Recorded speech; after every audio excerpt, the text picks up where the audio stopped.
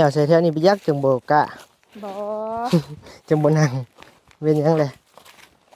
ว่า เป็นไง เครียดงามแต่มื้อนี้ งามที่มือหั่นแหละ บ่งามกว่าเก่ามื้อนี้นั่งอยู่ชายคอนไม้ผู้บ่ นั่งอยู่ได้ก็ได้ อยู่นี่แหละสับ ก่อนหน้าคือก็ได้ค่ะ นั่นโอ้ยอันนี้แม่นหมดบ่ดินหมดจะหมดบ่ดูว่า ข ได้ อง ได้ ไม่เท่าไม่เท่าทางนี้ นี่ไม่เท่า มีก่อน อืมอีหยังอันนี้ฮะของไผ โอ้โห จับเบิ่งดูอะน่ะเงินเจ้าหาแล้วไอ้บ่มีเงินบาท บ่มีนะ เอาไผสิไปฮู้เนาะ เนาะ ไผให้โต ไปสิไปห เจ้ากับนายนั่งอยู่นี่ไอ้บ่มีเงินบาท เงินอ้ายเฮาก็บ่มีเงินอ้ายหั่นแหละ บ่แม่นเนาะเงินเจ้าฮะไอ้บ่มีเงินบาทหยังวะมีแต่เงินกีบอีหยังอันนี้ให้บ่ให้อ้ายบ่ แม่น ขอบคุณขอบใจ ขอบคุณขอบใจ ขาน้อย ขาน้อย สื่อนาง ซื้อนาง น้อย น้อย ขอขอบคุณขอบคุณ ขอขอบคุญขอบคุณ พระอาจารย์ พระอาจารย์ ที่เมตตาสงสาร ที่เมตตาสงสาร ฝากเงินฝากค ฝากเงินฝากค ำมาให้ อากรรมมาดำ กิน ำมาให้ซื้ออยู่ อากรรมอาดัม บ่ บ่แล้วบ่ฮู้ไปปึ๊บใช่พ่อจะเลี้ยงงัวบ่น่ะ แม่ เออ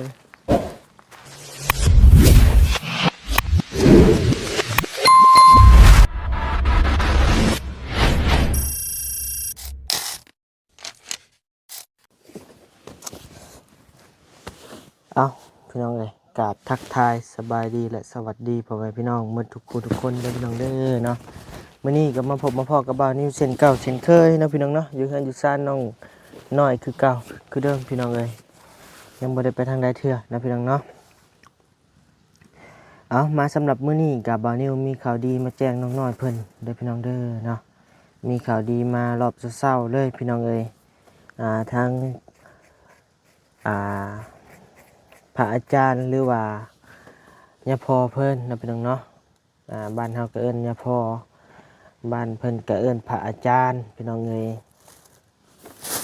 มีทั้งพระอาจารย์เพิ่นทางฝั่งไทยนะพี่น้องเนาะแต่ว่าเพิ่นเป็นคนลาวแต่ไปมีลูกมีหลานอยู่ไทยกับสำหรับคนไทยนั่นแหละพี่น้องเอ้ยเนาะเพิ่น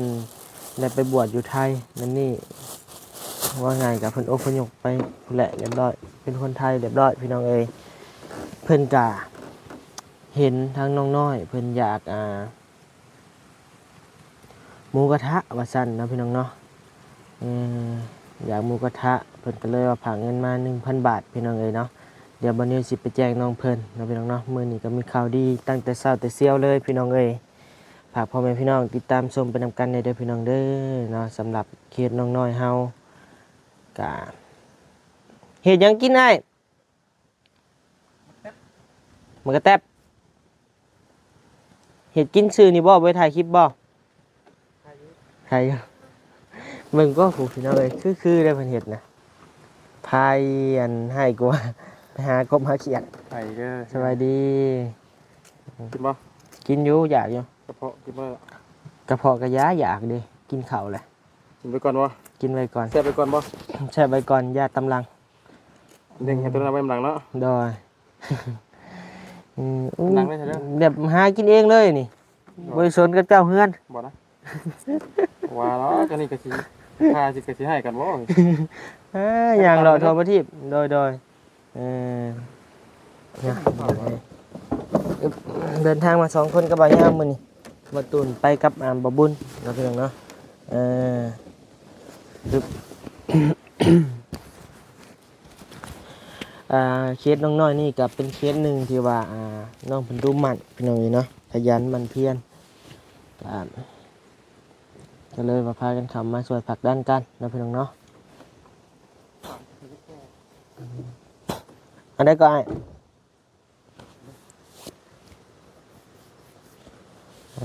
มื้อคืนนี่นอนดึกพี่น้องเอ้ย เพราะว่าพากันไปจัดแจงสถานที่พากรถนั่นแหละพี่น้องเอ้ยเนาะที่ว่าบัดนี้สิพากรถงานบุญที่ศาสตร์บุญศาสตร์เฮานั่นแหละบุญศาสตร์ลาวเฮานี่แหละอืมเพราะว่าบานิวทางบานิวนี่ก็สิแจ้งพ่อแม่พี่น้องอีกเทื่อนึงเนาะทางบานิวบ่ยาวบ่ไล่บ่ตูนได้หุ้นกันหรือว่าพากันไปประมูลที่เนาะพี่น้องเนาะไปประมูลที่พากรถเก็บปีรถนั่นแหละพี่น้องเอ้ยมันเป็นงานบุญงานศิลป์เด้พี่น้องเอ้ยก็เลยไปจัดสถานที่เมียนจัดแจ้งไว้เนาะเมียนหารายได้เสริมเนาะพี่น้องเนาะเพราะว่าเอาแต่ YouTube อย่างเดียวนี่ก็รู้สึกว่ามันบ่อยากรอดแหละพี่น้องเอ้ยทางบ่นิวก็ได้ทางง่ายเพิ่นกับรู้สึกว่ามันบ่อยากรอดเพราะว่าโฆษณามันบ่อยากเข้าช่วงนี้ก็ หาเสริมๆกันพี่น้องเอ้ยเนาะเพื่อได้เติมน้ำมูกน้ำมันนี่พี่น้องเอ้ยคะแนนบ่ได้หลายก็ดีเนาะลองเบิ่งอ้ายเพิ่นก็เฮ็ดครั้งแรกพี่น้องเอ้ยจักสิได้สำเร็จอะแต่บ่นิวน่ะเคยเฮ็ดหลายเทื่อแล้วหลายปีแล้วบ่นิวเฮ็ดมาเนาะก็ตะกี้บ่นิวเฮ็ดก็พอได้อยู่ได้กินอยู่พี่น้องเอ้ยเก็บปีรถนี่ก็ได้เอาโอเคเนาะพี่น้องเนาะเดี๋ยวรอท่าทางน้องๆเพิ่นก่อนเพราะว่าตอนนี้ก็ทางอ้ายเพิ่นเข้าไปทำถ่ายคลิปพี่น้องเอ้ยเนาะเนี่ยการไปมาเพิ่นนี่แหละพี่น้องเอ้ยเอาโอเคพี่น้องเอ้ยเนาะเดี๋ยวสบายดีเด้อบ่ตูนเด้อสบายดี มาแต่ไรงัว ไรงัวกินผักบ่ งัวจะต่อไปกินหมักตัว โอ้ น้องเป็นที่ปลูกไว้อยู่พุ่นละ โดย 2-3เทื่อแล้วมื้อนี้เราอ่ะงัวกับงัว2ตัวนึงดอกเล่นไปเล่นมาอยู่ ลบไปลบมาอยู่ พูดแล้วแหละเอ้ยว่าถือศาสตร์ไปนั่งอยู่ห่มเชือกพุ่นแล้วว่ะ โดย เผาอยู่นั่นรวดว่ะ นั่งเผาแล้วเนาะ มันกลับไปกลับมาดิ โดย เฮ็ดได้ไรจ้ะ เมื่อยเนาะเพราะเป็นคนใหม่ผู้อ้าย แม่นเนาะไปขายไปตั้ง ไม่ลังหัวนะเนาะมีแต่ไม้แก่นตักโย ก็ ไม่อย่างนี้ไม่รู้บ่ ถามมึงดูฮะขายบ่ จะรับหัวแล้ว ลังหัวตัดแบบนี้เนาะ งามจัง คือสิแน่นสินะเนาะ เห็นบ่ทางมาน่ะ แม่น สุดยอดพี่น้องเอ้ยชอนแต่รักหัวรักเฮเพิ่นแถวนี่ โดย คือว่าแหละเนาะมันไม่มันหลาย แม่น สามารถอันเฮ็ดที่ก็ได้มี ดินตอนหนึ่งเนาะดินเพิ่นตอนหนึ่งก็มีแต่ป่ามีแต่ดอนตัดเอาจนเมื่อย สุด บ้าไม่เกี่ยงนะฮะขัดนะฮะ ๆโอ้ยพวกรถเพิ่นยักแล้วมันเนือบไป โคตรเนาะเอาโอเคไอ้ตามสบายเนาะเดี๋ยวเราไปก่อน สบายดีเด้อ โดยสบายดี โดย ไปพี่น้องเอ้ยไปเบิ่งทางนั้นก่อนเฮ็ดหยังกันเนาะพี่น้องเนาะอันนี้ก็ยังบ่ทันได้แล้วเทื่อเพราะว่ายังบ่ซื้อเล็กตะปูมาอยู่พี่น้องเอ้ย งบซื้อเล็กตะปูก็ยังบ่ทันได้มีครับมีแต่จกเงินบัดนี้เลยออกก่อนพี่น้องเอ้ยสบายดีเด้อบ่บุญเด้อใช่คือมานั่งเฮ็ดแว่นตาดำผู้เดียวอยู่นี่ มาเด้อเผาสัญญาณ โอ้โดย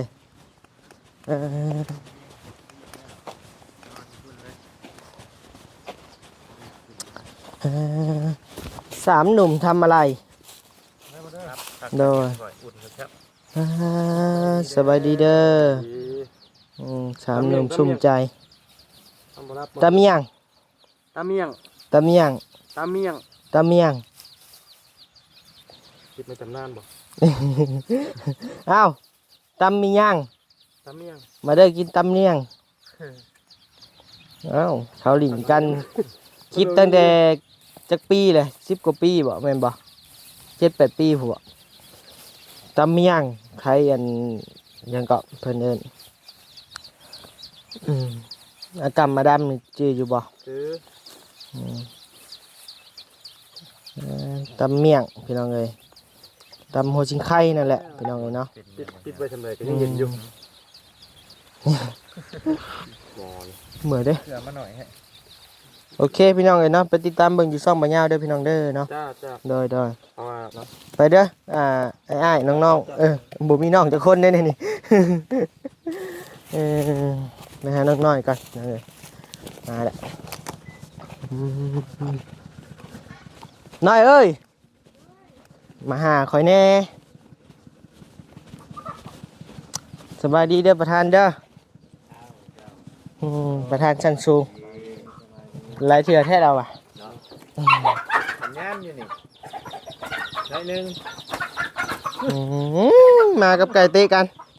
ไก่เตะมา เท่เท่ สบายดีเด้อพ่อเด้อ จ้าจ้าจ้า มาแต่ทางไหนคือมาเห็ดหล่อทำมื้อนี่ มาจ้า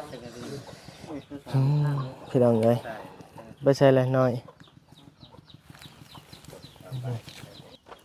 ใส่มื้อนี่คือเห็ดโตงามแท้บ่ งานทุกมื้อหั่นแหละ บ่เชื่อดอกคือมาอันอบคักอบแหน่แท้มื้อนี้ไปบนโฮมผู้ปะมีเรื่องสิคุยน้ำจักเล็กจักหน่อยผู้ไปผู้ปะตัวไปสร้างวีรกรรมยังมา สร้างหยังอีกเนาะบัดนี้ จังหวะมีเรื่องอยากว่าวน้ำอยู่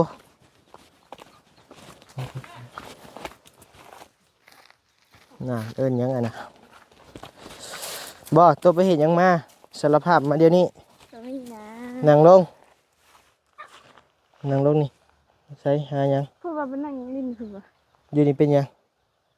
อยู่นี่บ่อยู่นี่นะพุ่นน่ะ เอาไปสะไปแมนมันเหี่ยวใส่แถวนี้ไปยักจังโบกะ บ่ จังบนั่งเป็นหยังเลยว่า เป็นไง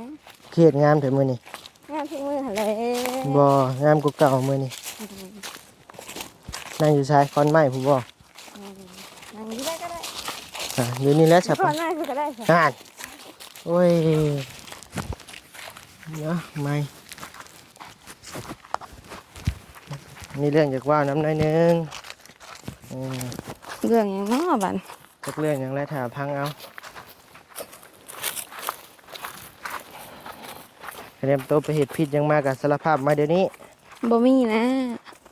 บ่มีเลยนั่งลง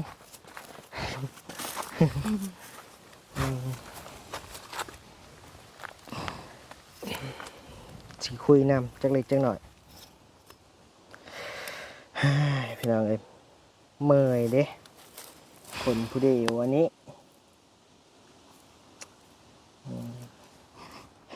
ไปเหตุยังมา บ่มีนะ บ่มีบ่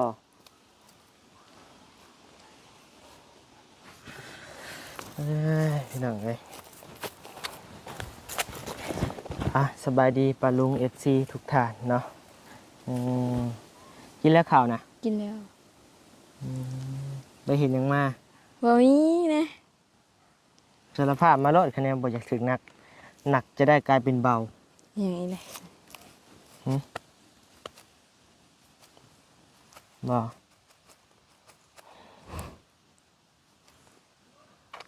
ยังไงเนาะ เอิ้น เอิ้นให้กินหัวชิงไข่กินก่อนอันนี้แม่นมดบ่ดินหมดจะมดบ่ดูว่า ข ได้ อง ได้ ผู้เฒ่าไม่เฒ่าทางนี้ กินไม่เท่า แม่ก่อน อืมอันนี้เที่ยงไม่เท่า แม่น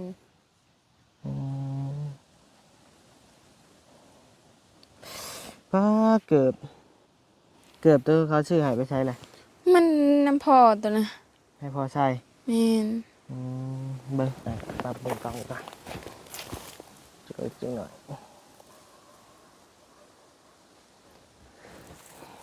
ยังดี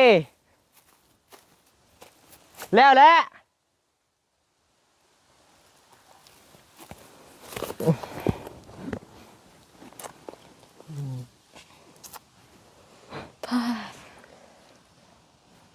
ใส่รองเท้านะเดี๋ยวนี้เนาะ แม่น ซื้อใหม่บ่นี่ บ่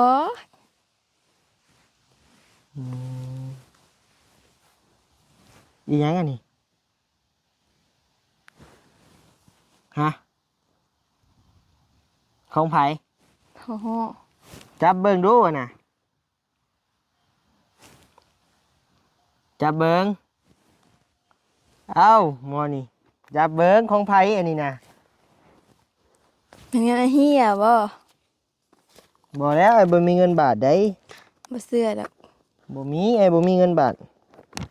บ่มีดอกบ่มีบ่มี อืมเหมือนเงินจะบ่ บ่บ่มีดอก จะบ่มีบ่มีไผมอบให้บ่ บ่ เงินไผบาทนี่พี่น้องเอ้ยเงินเจ้าหาแล้วไอ้บ่มีเงินบาท บ่มีนะ เอาไผสิไปฮู้เนาะ เนาะ ไผให้โต เอาไปสิไปฮู้บ่มี โตไปสร้างวิรกรรมหยังมา บ่ฮู้เลย จังมีเงินน่ะนี่ อีหยังวะ อืมของไผคันบ่แม่นของเจ้าเจ้ากับอ้ายนั่งอยู่นี่ไอ้บ่ ไอ้ก็ มีเงินบาท เงินอ้ายเฮาก็บ่มีเงินอ้ายหั่นแหละ บ่แม่นเนาะเงินเจ้าฮะไอ้ายบ่มีเงินบาทหยังวะมีแต่เงินกีบอิหยังอ่ะนี่หึให้บ่ให้อ้ายบ่ แม่นเฮาบ่มี อืมฮู้บ่เงินหยังแหละนี่ใบหยัง เงินเจี๊ยใบพัน ใบพันบาท แม่น นั่นคือฮู้ซะใบพันบาท อ้าวก็ฮู้ นี่ แต่ว่าบ่มี บ่มี อืม เอาพี่น้องเลยเนาะเออเฉลยซะเนาะพี่น้องเนาะมามื้อนี้บัดนี้ก็มาแจ้งข่าวดีน้องน้อยเพิ่นเนาะพี่น้องเนาะสำหรับเงิน 1,000 บาทนี่พี่น้องเลยเนาะทางพระอาจารย์เพิ่นหรือว่าญาพ่อเพิ่นอยู่ทางฝั่งไทยเนาะพี่น้องเนาะเพิ่นฝากมากับบ่าวนิวจำนวนเงิน 1,000 บาทพี่น้องเอ้ยมื้อเช้านี้ได้รับข่าวดีมากะเพิ่นบอกง่ายว่าให้มาซื้ออยู่ซื้อกินว่าซั่น เด้อ เจ้าอยากกินหยัง สินแดะ สินดาดพ่อบ่นี่ บ่ฮู้ พ่อบ่อืมลองเบิ่งเนาะจักสิพ่อบ่พ่อเดี๋ยวลองไปซื้อเบิ่ง แม่น พี่น้องเอ้ยจำนวนเงิน 1,000 บาทเนาะค่าธรรมเนียมกะหักแล้วพี่น้องเอ้ยเนาะแต่บัดนี้จกเอาเงินบัดนี้เองนี่แหละให้ค่าธรรมเนียมเพิ่นเพราะว่ามันเป็นบัญชีของเพิ่นเด้เงินไปหับมาแล้วจำนวน 1,000 บาทเงินกีบกะ670,000นะพี่น้องนะประมาณนี้670,000นะมีแต่เก็บไว้นำข่อยก่อนเนาะ โอเค แล้วก็ไปซื้อจังหน่อยโอเค มื้อใดไป ไปมื้อนี้แหละกินมื้อนี้กินแล้ววะ กิน เอาจับน้ำไม้เลย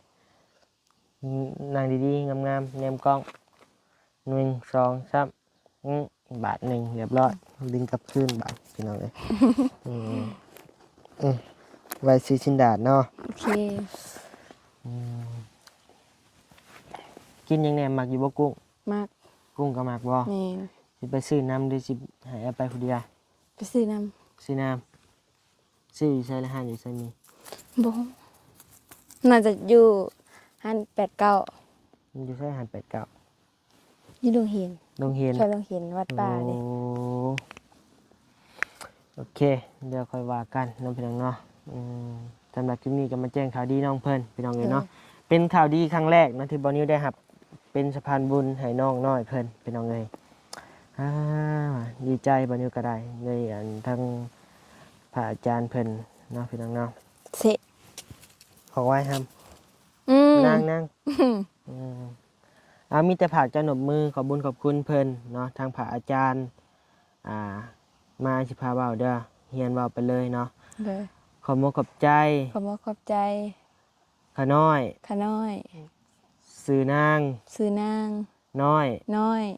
ขอขอบบุญขอบคุณ ขอขอบบุญขอบคุณ พระอาจารย์ พระอาจารย์ ที่เมตตาสงสาร ที่เมตตาสงสาร ผากเงินผากค ฝากเงินฝากค ำมาให้ซื้ออยู่ซื้อกิน ำมาให้ซื้ออยู่ซื้อกิน ขอให้พระอาจารย์ ก็ให้พระอาจารย์ อยู่ดีไม่แห้ง อยู่ดีไม่แห้ง ความเจ็บบ่ให้ได้ ความเจ็บบ่ให้ได้ ความไข่บ่ให้มี ความไข่บ่ให้มี ปรารถนาสิ่งใด ปรารถนาสิ่งใด ขอให้ได้สิ่งนั้น ขอให้ได้สิ่งนั้น อยู่เป็นห่มโพมใส อยู่เป็นโฮมโพโฮมไซ ให้ลูกให้หลาน ให้ลูกให้หลาน ตลอดไปเด้อ ตลอดไปเด้อ สา ธุ พี่น้องเลยเนาะพอเป็นเนี่ยแหละที่ ยังอยู่เฮียนเอาแล้วเฮ้ยเนาะอืมพี่น้องเอ้ย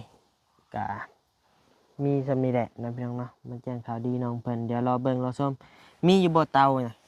บ่ เตาก็บ่มี มี หมอสินดาดเด้ บ่มี บ่มี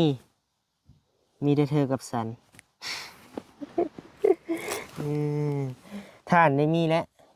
บ่มี ท่านก็บ่มี แม่นมีแต่ฟืนมีแต่ไม้นี่แหละ ไผสิเฮ็ดใส่หมูกระทะได้อะนะ บ่ฮู้ อืมอืมไปจะลงยางไปหาอ้ายเพิ่นปะ ไป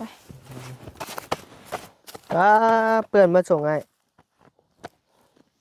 เปื่อนหมดเลยผู้ไปลุกไปกินตำเมียงกับเพิ่นก่อนอืม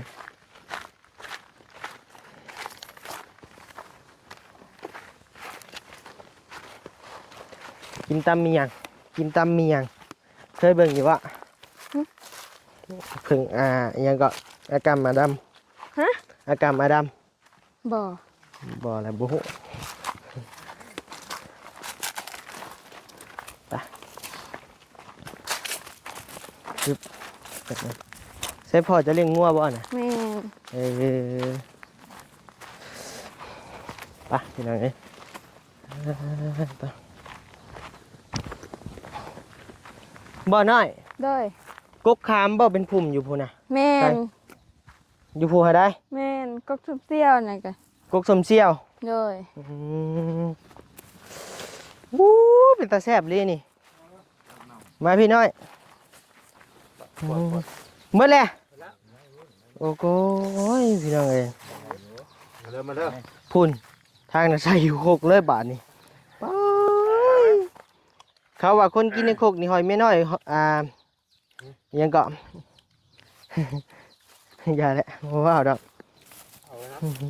มาไม่น้อย กินเยอะ กิน มาในแม่แหละโอ้ยน่าเสียงนี่ก็ได้ กดปุ้งบาบุญ ใช่จนลุกินได้ดิ รู้ตัวนั้นเหรอก้นจะลุก กินจนก้นลุ กันก่อนบ่คือเดินย่ำ มาได้เพียงหนึ่งเด้อ แซ่บมั้งเหรอ แซ่บบ่ เป็นชายเขามันรุดมือกินไม่ตั้งใจ ชอบเอียงรุ่นมือ ตัดเป็นไรครบ จนลุเนาะโอ้โหบอกกับถ้วยเราบ้างเลยได้ อยู่ที่เราเห็นนั้นเราบอกคอยอยู่วัน เด้ย เปิดระบายนะเมื่อนั้น ยังไม่เปิดบ่อยนะ กดสีแดง โอเค เ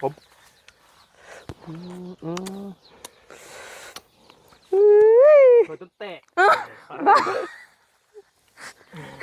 เอามาใช้เฮาเด้อบัดนี้ถ้วยเฮาแตกแล้วบัดนี้ บ้างแล้วถ้วยเราบ้างแล้ว มันกรอบ เฮายังมีถ้วยบ่หลายอยู่ เออ น